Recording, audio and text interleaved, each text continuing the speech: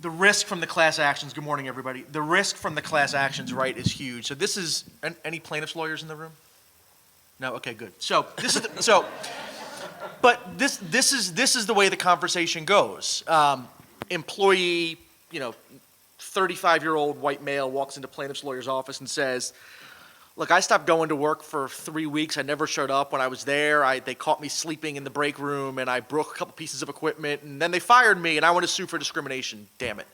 And the lawyer says, well, I don't think, A, you sound like you were a bad employee. B, you're a 35-year-old white male likely not protected under the discrimination laws, but tell me how you were paid, right? And that's how these lawsuits start, right? That's the question that all the plaintiffs' lawyers are asking their potential clients as part of their screening process, and that one, horrible employee who turns into a disgruntled ex-employee is turning into the lead plaintiff in, as you saw, what can be a multi-million-dollar piece of litigation, not just from a settlement perspective, but from a what it costs to defend these cases as well. And it's not your faults, right? You're dealing with a law that was written in 1937, I think, to stop sweatshops from working people 18 hours a day and to stop them from employing 12-year-old kids, sewing dresses together, right? That's why the Fair Labor Standards Act was passed in the first place. And here you have, 80 years later, you have a law the law has gone largely unchanged. You've have it kind of pieced together with kind of a patchwork of regulations, and if you ever want to, need a sleeping pill, pull out the FLSA's, regulations, hundreds of dense pages, if you ever need to, some help falling asleep at night. And you have employers that are really trying to play catch up to understand this dense patchwork of rules and regulations in a law that, to the question about, emails, right? You have a law that was written 80 years ago, and you have the issues of the modern workplace trying to shoehorn into an 80-year-old law. So it's not your faults, but having said that, that's kind of the hand that we've been dealt, and it's the questions, and plaintiffs' lawyers understand, look, we understand that employers, no employer does wage hour 100% correctly. We understand how difficult these laws are to comply with, and I'm going to make my living off of, suing employers over these mistakes that are largely not their fault. And then guess what? When I win, I get my attorney's fees as well. So grossly, grossly, grossly expensive. Some things you can do. We'll spend the bulk of the back end of at least my comments today talking about things you can do in general to protect yourself, and then things you should be doing also to kind of hedge yourself against the upcoming salary change on December 1. Biggest thing you can do, right, ensure your compliance with wage hour laws. Easy to say, very, very difficult to do. You need to take a look at all of your pay policies. How are your people paid? You need to take a look at how your people are classified. Who's exempt, who's non-exempt, and are your people really correctly classified as exempt? And the reality is there's no magic formula here. These are, highly fact-sensitive tests, and your decision very well could be a well-reasoned decision, right? Could be very contrary to what the Department of Labor thinks if the Department of Labor comes in to audit you. They take a very, very aggressive look at these exemptions and often are much more aggressive in who they classify as non-exempt than most employers and even most professionals that come in and take a look at these things. Audit your record-keeping practices, right? You have to track time for your non-exempt folks. It's going to change come December 1 who is non-exempt, because you're going to have 4.2 million more people that are going to become non-exempt as a result of the salary change, and it's going to be 4.2 million people that aren't used to keeping their time. They're used to being exempt. They don't track their time. They're not clock watchers. They're not clock punchers. But these people all now, non-exempt, have to track how much time they're working in a day. No magic formula to this. You don't have to have an expensive ocular scanner, hand scanner, card scanner, whatever. An employee can track their time on a cocktail napkin if they want to, but the reality is if they are a non-exempt employee, they have to track their time, and you need to know how much time they're working on a day-to-day basis so that you can properly pay them for how much time they're working, and if they're working more than 40 in a week, have to pay them overtime. Training for your HR folks, training for your supervisors, training for your managers, all of vital importance. Your managers and supervisors need to know, who's exempt, who's not exempt, when folks have to get paid, when they should be paid, what is working time, what is not working time. We're going to talk in a few minutes about the difference between what is working time, what it means to, as the DOL, as Seth said before, the DOL calls suffering to work. What is working time, what is not working time. And then when something breaks down, having the open doors so your employees feel comfortable coming to you, right? Would you rather have an employee, if they feel they're not being paid correctly, if they look at their paycheck and think, I worked 42 hours, why did I only get paid for 40? Do you want them coming to you, or do you want them going to your friendly neighborhood plaintiff's lawyer or your friendly neighborhood Department of Labor? You almost certainly want them coming to you to correct the mistake and not going outside the organization. But if you have a culture in your company of closed doors, we don't listen to employees, we don't want to hear it, go talk to someone else, they're going to go talk to someone else if they feel they're being paid, incorrectly. Something else you can do to try to protect against this class action explosion is arbitration clauses, right? You can require employees to arbitrate employment claims in general, but wage hour claims specifically, and you can require employees to waive their right, maybe, to participate in class action lawsuits. I will tell you that not the Department of Labor, but the National Labor Relations Board, another one of our favorite federal agencies, has taken a long, hard look at the class action waiver, that is, employees agreeing in some kind of agreement that they won't join a class action lawsuit if a class action lawsuit is filed against the employer. The Department of Labor has been silent on this issue. The National Labor Relations Board has taken the position that, look, employees have the right, whether they're in a union or not in a union, to engage in what's called protected concerted activity. And to break it down on the real basic level, that means that employees have the right to talk amongst themselves about wages, hours, terms, conditions of employment. The National Labor Relations Board takes the position that a class action lawsuit is a collective discussion about wages. Therefore, employers that require their employees as a condition of employment to waive their right to participate in a class action lawsuit have violated employees' rights to engage in protected concerted activity. And if you go back, take a look at decisions that the National Labor Relations Board is issuing, going back over the last 2 years, 2/3 of them are employers that have, the NLRB has found, have illegally required their employees to sign arbitration agreements or class action waivers. And a lot of those agreements are specifically trying to prevent employees from, or hedge against this class action risk.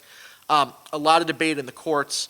The Fifth Circuit, which covers Texas and some other southern states, specifically has taken a position opposite to the National Labor Relations Board. Our court, the Sixth Circuit, hasn't ruled on the issue yet. There's a lot of debate in the courts as to whether or not the NLRB has this issue right or wrong. But I can guarantee you that your employees, if they choose to go the route, their first stop to challenge a class action waiver is the National Labor Relations Board. That is not an employer-friendly forum in general right now, but specifically on this issue of class action waivers. And so until the NLRB flips with a Republican administration or the issue gets to the Supreme Court, your kind of the first decision you're going to get on whether a class action waiver is legal or illegal is going to come from the NLRB, and it's going to be that it's illegal. And so a risky proposition at best to try to protect yourself from class actions by having your employees sign an agreement saying, yeah, we waive our right to join these collective or class action lawsuits. It's not just civil litigation that you have to worry about.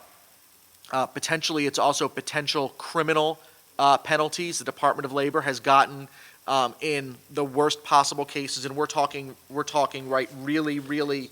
Oh, I got it.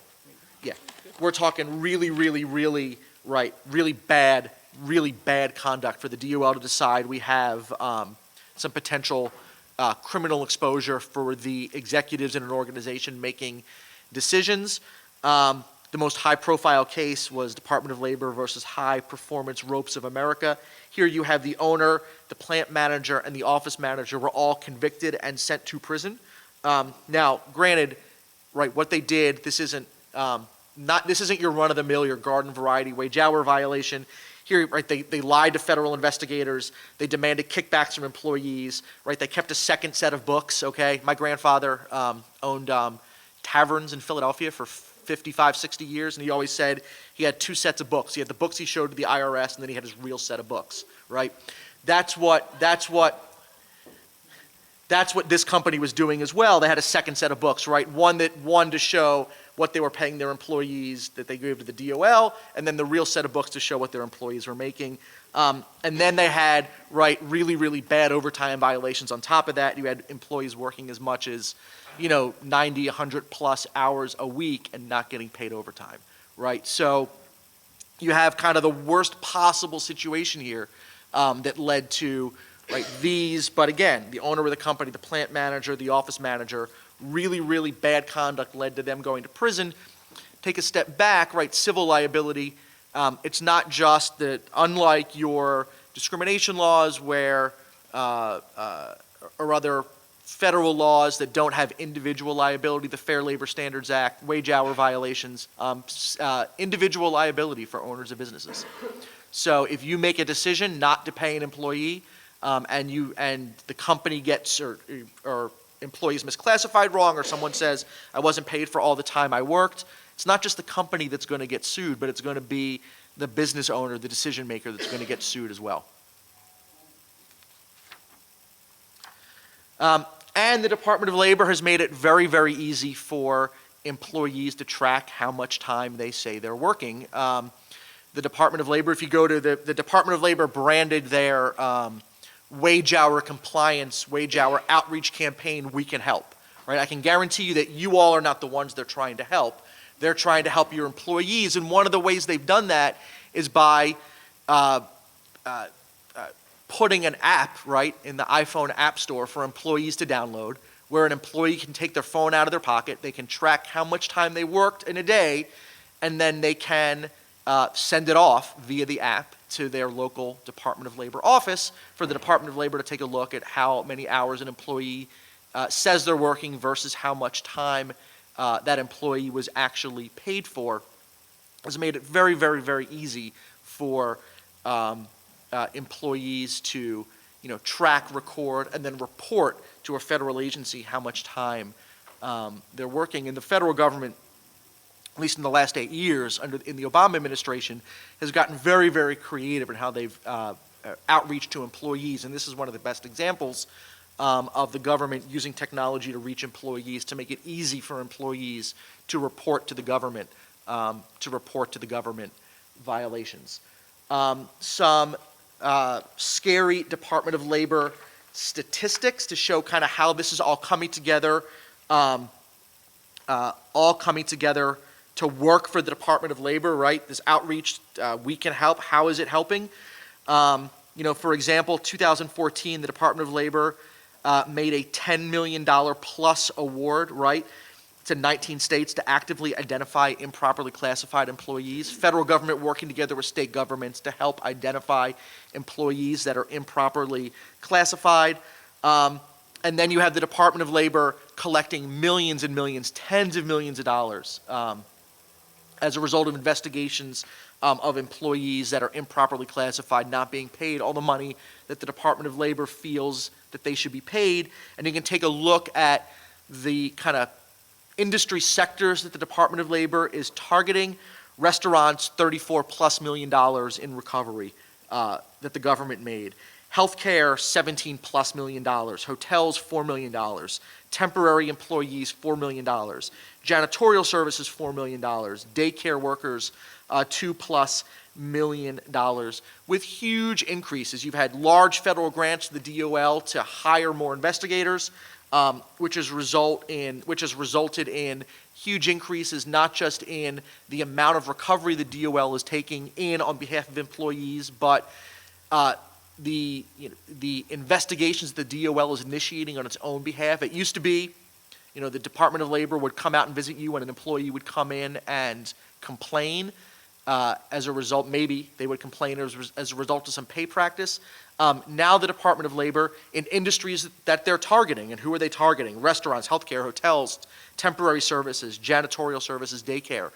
The Department of Labor has taken it amongst themselves to do kind of self-initiated audits, self-initiated investigations of these targeted industries, okay? And so if you are in one of those industries, it may not be that you may have the happiest workers in the world, and you still may have the Department of Labor show up at your door because you are part of a targeted audit that the Department of Labor, because the Department of Labor is targeting your industry.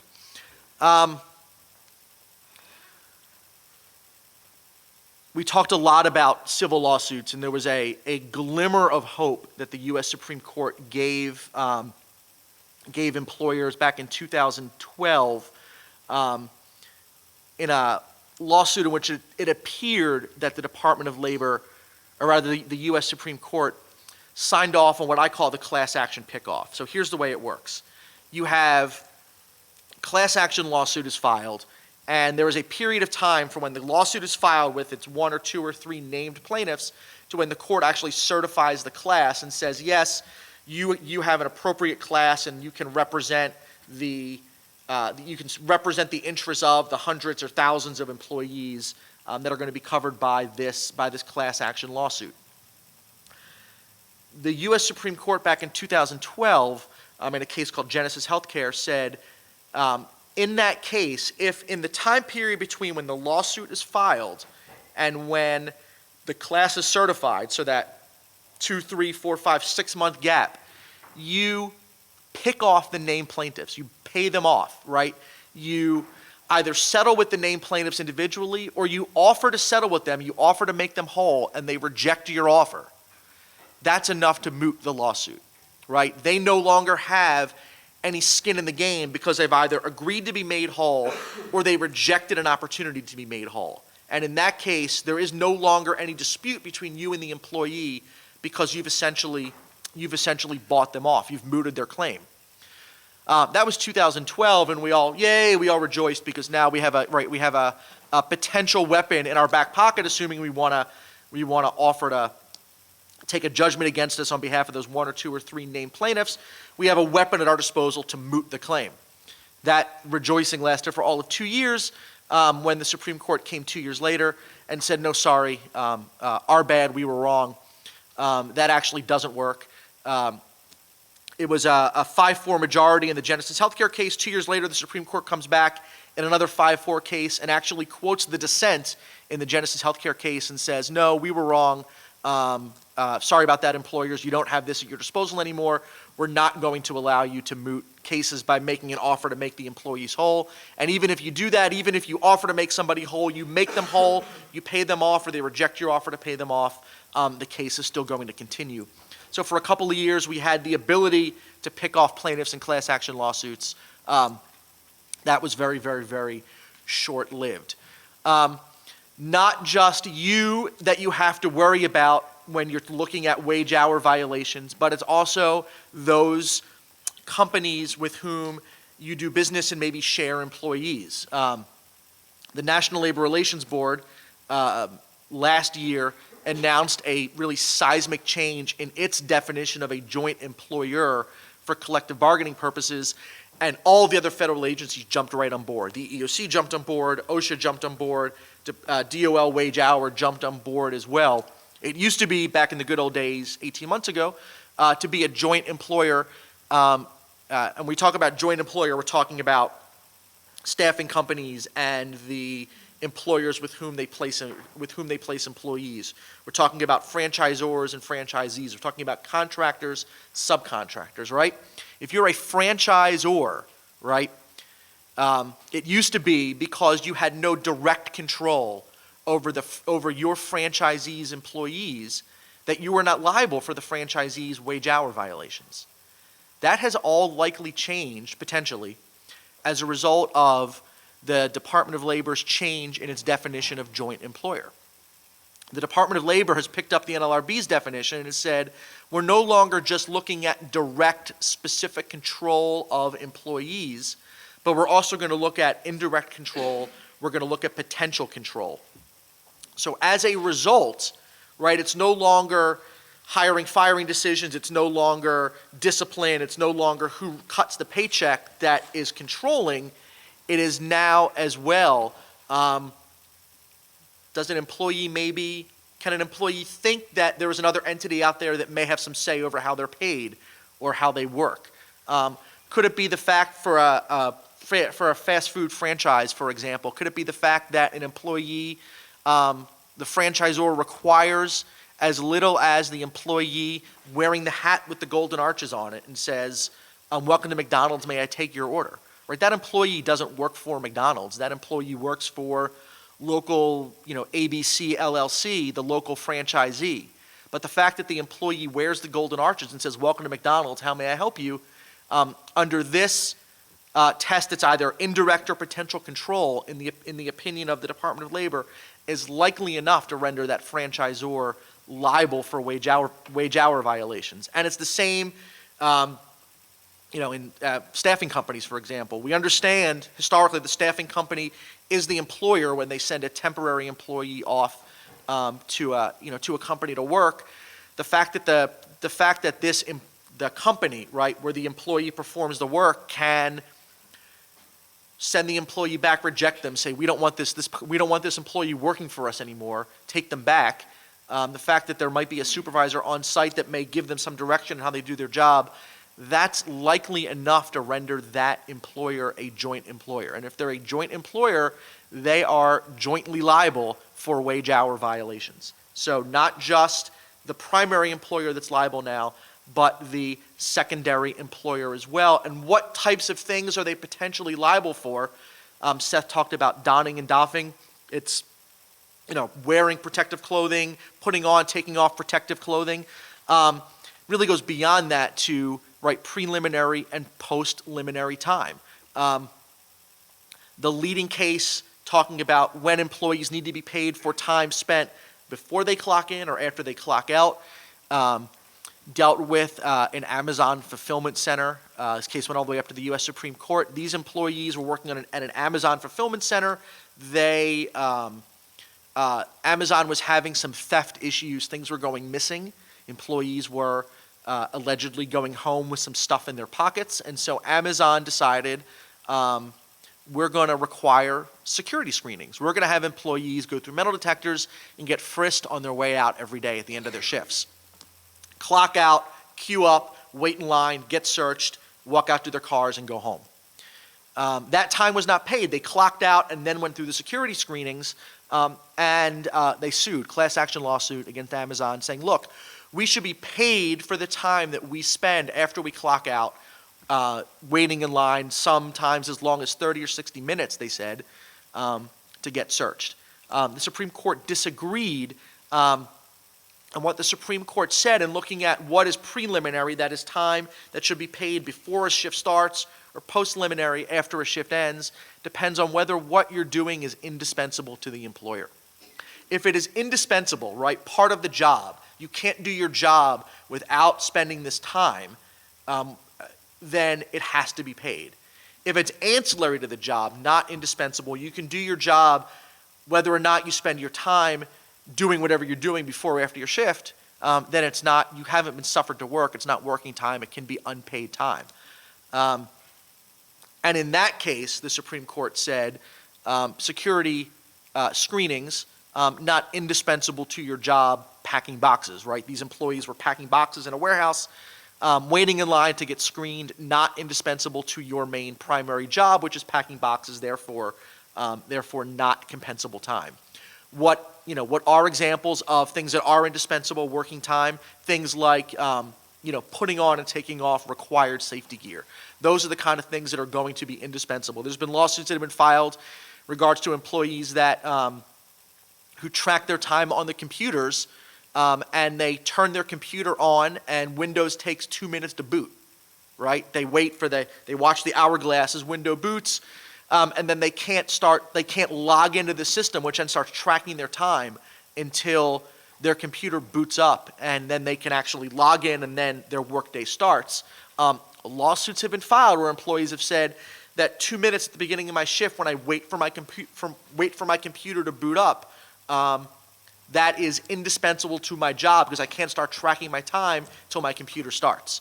And those lawsuits have led to multi-million-dollar settlements for employers like T-Mobile, employees in customer service centers at T-Mobile who sued saying we're not being paid for time. We have to be at our workstations waiting for our computers to start.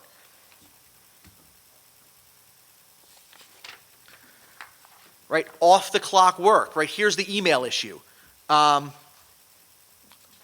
What does it mean to work? When do you suffer to work, right? What is dispensable or important to an employer? What is required by an employer, right? And we all now have these with us, right, 24/7.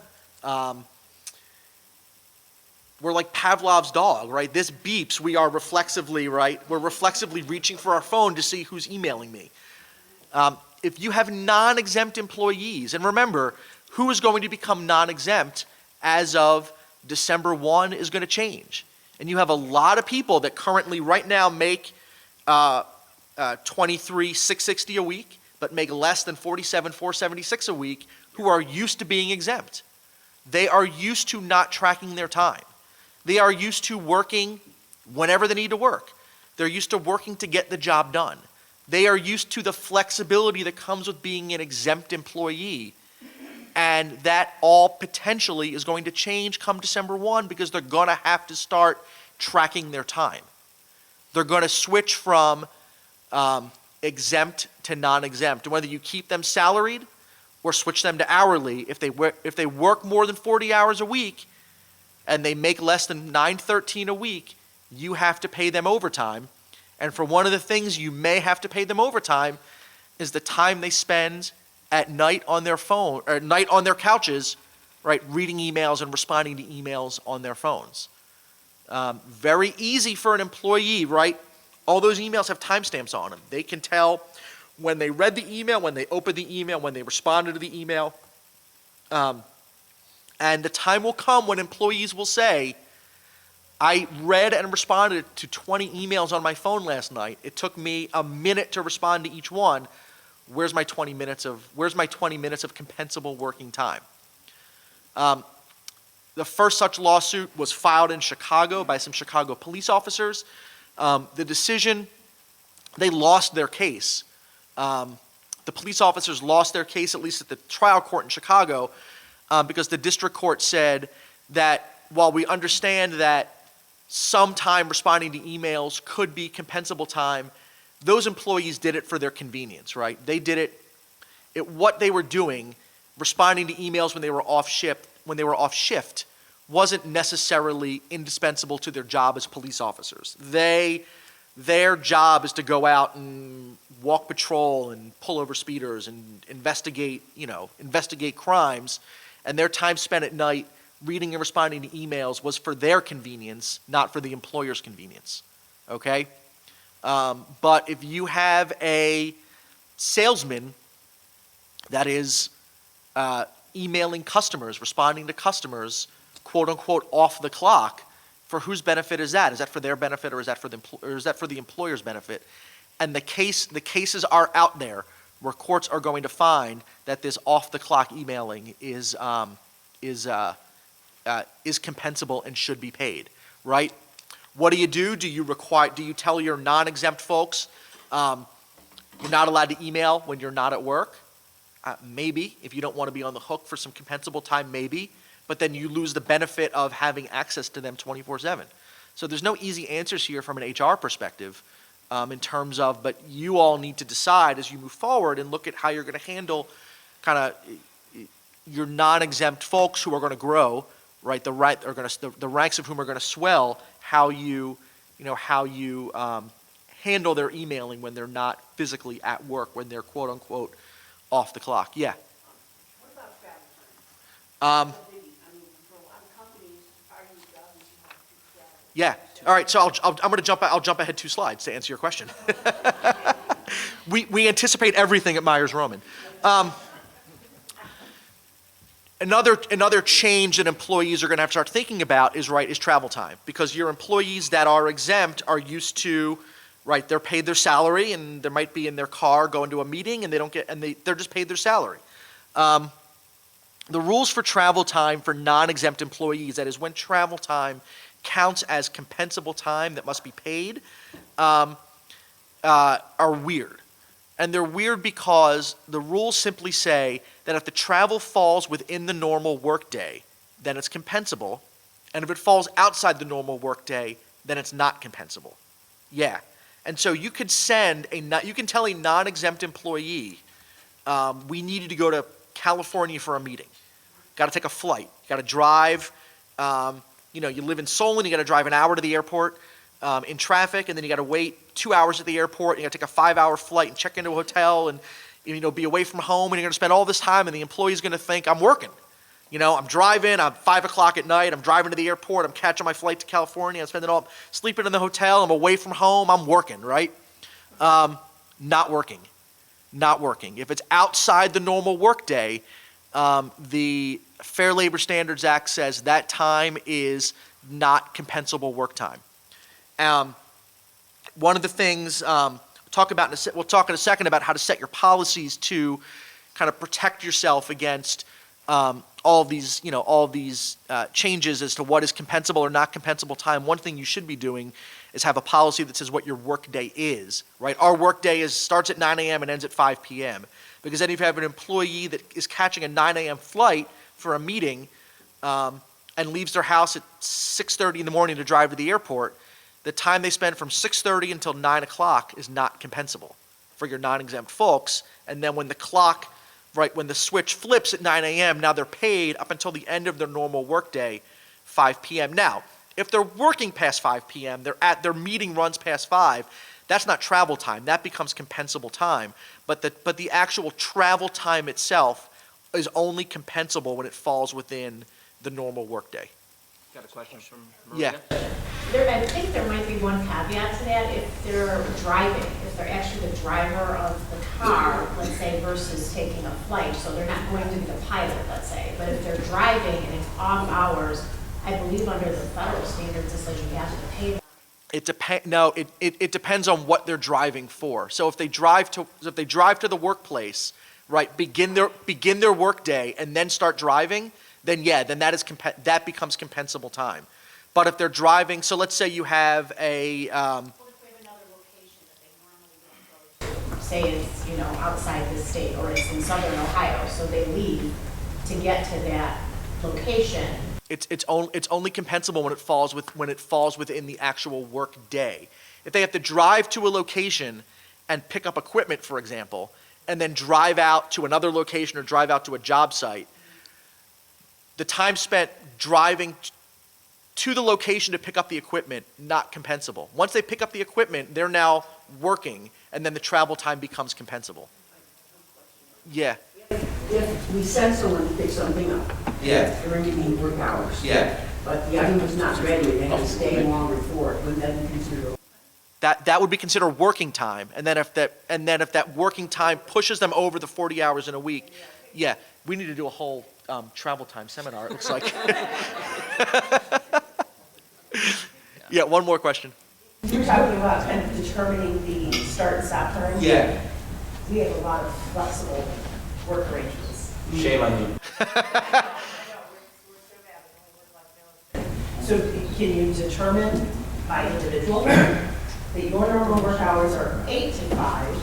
You can. Versus the rest of the company. Absolutely. Absolutely. And you can go so far as to say That by policy or by agreement on an employee by employee basis, right, your normal work hours are 8 to 4 or 8 to 5. You customarily work 8 hours a day. Your work day is 8 hours. You can work it whenever you want. And if you work more than 8 hours, it is your responsibility, dear employee, to let us know how many hours over 8 that you worked. But unless you tell us otherwise, we're going to assume that you worked 8 hours and mark you down for payroll purposes for 8 hours. So in that case, It's probably not a good idea because we accommodate so many different comings and goings to not have a documented time in our handbook that these are our standard hours. Correct. Right. Yeah. Well, I just want one more question. What about employees that are salaried salespeople that get commission? Do they fall under any different changes for exemption? Are they inside sales or outside sales? Some in, some out. It's going to depend. Inside sales, outside salespeople have their own exemption, and so if they're commissioned outside salespeople, they're yeah, salaried outside. It's commission only, right? No, it doesn't matter. I mean, because if they're outside sales, it doesn't really matter what you do with them. They're exempt, assuming that they make the salary threshold. Inside sales. Inside sales is the tricky one. So the government didn't think long and hard about it. If you meet outside salespeople out to employees that they hit a salary, and then based on what they sell, they make a commission. Right. They fall under the same guidelines, right? Outside sales, still, it's an exemption, so number one, they have to make the salary test. However, you're compensating, And then they go from there. right, Okay, thank you. yeah. That's why that topic outside salespeople, earlier you had a slide where it said, you know, how you calculate that 47,000, and only 10% of commissions can be used to get to that level. Well, there's some businesses that have high volume sales and the bases are very low, the base pay rates are very low because there is consistent sales all the time, and that commission is a regular part of pay, but it's still at only 10%. 10%. So they better be making 400. If they're paying a low base, they better be making 400 plus in commissions. That low base can be less, if you just use that low base, you might not even get to. No, there's a lot of companies out there that pay their salespeople just enough to cover their health insurance number, and everything else is commission. The government didn't think about those companies. The sales lobby was really weak in getting my point It was across. 10% of the standard base pay, you said standard pay. It's 10% of the non-discretionary incentive comp. Yeah, commissions, bonuses, right. The overtime will be calculated then based on that low base pay. No, the overtime gets calculated based on everything. You have to prorate the commission in on a weekly basis It's a 47, but then you have to use the commission. to calculate their overtime rate on a weekly basis. Yeah. Yep. Yeah, your payroll company's gonna have fun with that. Real quick, meal and rest breaks. The standard rule is that if an employee is off for less than 20 minutes, it is paid time, no matter what. So coffee breaks, smoke breaks, bathroom breaks, whatever. If it's less than 20 minutes in duration, it has to be paid time. If it's longer than 20 minutes, the break, it can be unpaid if you designate it as unpaid. The question, however, becomes for your non-exempt folks, in order for it to be unpaid, it legitimately has to be a break, right? So they can't be sitting at their desk, answering emails, answering phone calls. It has to legitimately be a break. And if they are doing any work at all during that quote-unquote lunch break that you want to be unpaid, you got to pay it for it. It counts as working time. What about nursing others? Unpaid. It can be unpaid if it takes them less than 20 minutes to nurse. No, paid if it's under 20 minutes. Or paid if it's under 20 minutes, unpaid if it's over. Yeah, correct. Thanks. Yeah. Yes. Yeah. As we look forward towards kind of what we do with our folks, right, who are going to be switching, who are going to be dealing with all these new issues, the loss of flexibility, the tracking of time, the getting paid overtime potentially. You need to be thinking about, we have almost 2 months now between now and when this change is going to take effect. How are we going to talk to our people about this change? What are we going to say to our people? Are we going to, how are we going to let them know about all these changes? Are we going to, on an employee by employee basis, let them know that you're now overtime eligible? Are we just going to roll out policies and not talk to people? Are we going to blame the government and say, the government's making us do this, and yay for the Obama administration? Are we going to lay the blame at their feet? What are you going to do with so you have 2 managers, one of whom makes $40,000 a year and one who makes $48,000 a year, right? And you decide that because they're doing the same exact thing, you're going to gross the 40 grand a year employee up to 48 so they both stay exempt, right? How are you going to deal with the $48,000 a year employee who's been with you 10 years longer, who's now making the same as someone junior to him, but that you had to increase their pay to keep that person exempt? Or are you gonna gross everybody up, the same pro rata share and take the hit? There's no magic formula here. There's no easy answers, but there are really difficult questions about how you're going to talk about these issues. With your employees. I mean, it's the same with the Fight for 15, the $15 minimum wage, or in the city of Cleveland, $12 minimum wage fight that's going on right now. If the minimum wage changes to $12 an hour, what do you do with all your employees that have been working for you for years and have through performance and their ability earned increases from $8, $10 an hour up to $12 or $15 an hour? Are you going to gross them up too? Or are you just going to deal with the HR issues that are going to come from the salary contraction of everybody now, or the wage contraction of everybody earning, the same, no matter how good they are, or how long they've been with you? No easy answers here. But the one thing you need to do is figure out for certain, because all of you are going to have employees that are impacted by these salary changes, how you're going to communicate that change to your employees. And then finally, to wrap up, some things that you can do just generally across the board to avoid wage hour lawsuits. For the sake of a lot of these we've already talked about, I want to talk about handbooks for a second, because that's maybe the biggest thing you can do to protect yourself. The leading case on kind of overtime policies in the country comes right out of the Sixth Circuit in Ohio, the Federal Sixth Circuit in Ohio. And what that case basically says is that if you have a policy that puts the burden on the employee to report to you how much overtime they're working, and they don't follow your policy, you don't have to pay them for that overtime. Let me say that again. If you have a policy that puts the burden on the employee to report to you how much overtime they're working, and they avoid or they don't follow that policy, you don't have to pay them. Typically, if you know or should know that an employee is working, you have to pay them for that time, non-exempt folks. The Sixth Circuit case came out of a hospital. It had a nurse that liked to customarily work through her lunches to do her charts. She said the employer, my supervisor got emails from me during my lunch period. They would walk by and see that I was at my desk charting.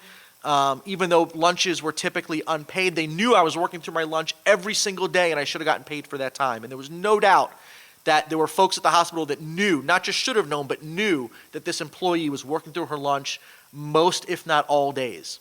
But that hospital also had a policy.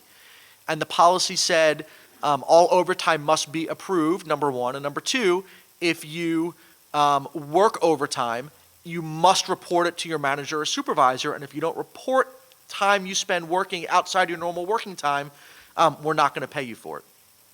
And the Sixth Circuit in that case said, shame on the employee. The employee read the policy, knew of the policy, knew it was her responsibility to report her time spent working. And if she chose not to follow that policy, either intentionally or negligently, she ignored the policy, shame on her. That time is not compensable. And courts all over the country have followed that case. If you have a policy that puts the burden on employees to report overtime and they don't follow that policy, you don't have to pay those employees. I saw a hand in the back. Yeah. So, I have a policy where all overtime must be approved, and we do have a ticketing system being in the business that we're in. So, when these employees go over without approval, when in doubt, we pay them. But what I'm hearing you say is that they go over and it didn't have a manager's or supervisor's approval, because we have overtime approval forms as well that they need to submit. If they don't submit the form and they work the overtime, I can actually not pay them. If you have a policy that requires them through their form to report their overtime, right, and they don't do so, you have an excellent argument not to pay those employees. Correct. What John is saying is you might win the lawsuit down the road. The Yeah, que- right, thank you. The question is, do you want to get in the lawsuit in the first place? So the Department of Labor, OSHA, all these agencies will tell you with a great deal of enthusiasm, look, if there's a mistake, if the employee makes a mistake, if the employer makes a mistake, the safest thing to do is to pay the employee for the mistake, but then all these agencies say, go discipline them for it. Because they are violating your policy, and you can absolutely pay them with one hand and fire them with the other hand. Pay them with one hand, write them up with the other hand. And nothing makes an investigator happier than seeing an employer that actually disciplines employees for violating their safety policies, their wage policies, any of their policies. They're happy to see that because that means you've actually got a policy and you're enforcing it across the board. Are you in trouble if you, one of my partners in the back, Lester, and I have this really interesting case going on right now where the employer is clearly overpaying their employees. The government loves for you to overpay your employees. They've got no problem with you overpaying them. So this company says, you know, we think that these employees, we want them to work 40, but we're expecting them to work 50, and we're going to pay them like they're working 55 hours. We're going to put overtime in there. We're going to artificially lower the hourly rate to get to an end game W-2 salary. And so all of these funky machinations are going on right now because of this wage change that's coming to essentially average out wages so that people get paid the correct amount to keep them either exempt or non-exempt, and that's a lot of the changes that we're seeing right now. But overpaying, paying your employees, and then disciplining is always an okay way to go. If you have an issue in your workplace of employees working unauthorized overtime, the quickest way to fix that problem is to fire someone. Guaranteed your other employees will get the message that you don't put up with, that you pay the employees, right? You pay them on the way out the door for their, you know, working 2 hours extra every day. But if you have employees that want to try to work the system by working more than you want them to work, more than you allow them to work by just working and working and working and working without getting the required manager or supervisor approval, make an example out of somebody, your other employees will get the message, I promise you. I know there's going to be a lot